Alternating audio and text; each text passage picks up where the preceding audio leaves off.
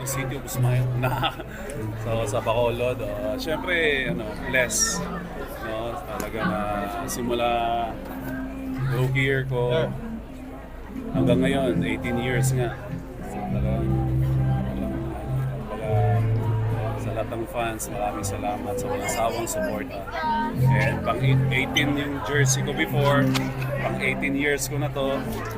Ngayon, itong All-Star to, 18 yung number ko. So, yun, excited. Yung pang 18 years ko, dito pa sa kung saan ako lumaki. Kung saan ako nag-aral nung high school. So, yun. Speaking of which, extra special ba para sa'yo yun? Kasi nga hometown. Yes, oo, kasi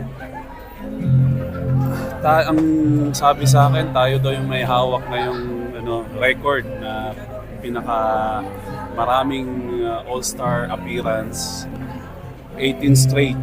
So, nung kami ni Asi before 17, so kumbaga ngayon 18, ako na lang mag-isa. ako yung pinakamarami. So, sobrang blessed. Kasi hindi ko naman ini-expect na aabot ako sa ganito katagal. Hindi sa tulong ng mga tulong ni God and syempre yung mga fans, di ba? Kasi sila yung nagvo-vote dito na para tayo masali sa All-Star. Kasi yun yung mga sumusuporta sa atin, no? Walang PBA kung walang fans. So itong All-Star talagang ginawa to para makipaghalubilo sa mga fans. Alam mo, pag gusto nila magpa-picture, alam mo yun, sa mga idols nila. So, ako ang mindset ko lagi pag All-Star, kung kaya mo i-accommodate lahat ng magpapapicture sa'yo, accommodate mo kasi ito yung time na makapag-thank you ka sa kanila, sa supportan nila sa PBA. What does it speak na, ganun nga, 18 years, healthy ka pa rin, as a PBA All-Star ka pa rin, what does it speak of you? Sorry? What does it speak na 18 years, dire-diretso, healthy ka pa rin, nasa All-Star ka pa rin, kahit yung age?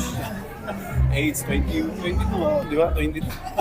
Hindi, syempre siguro, well, yung disiplina lang, di ba? Kumbaga,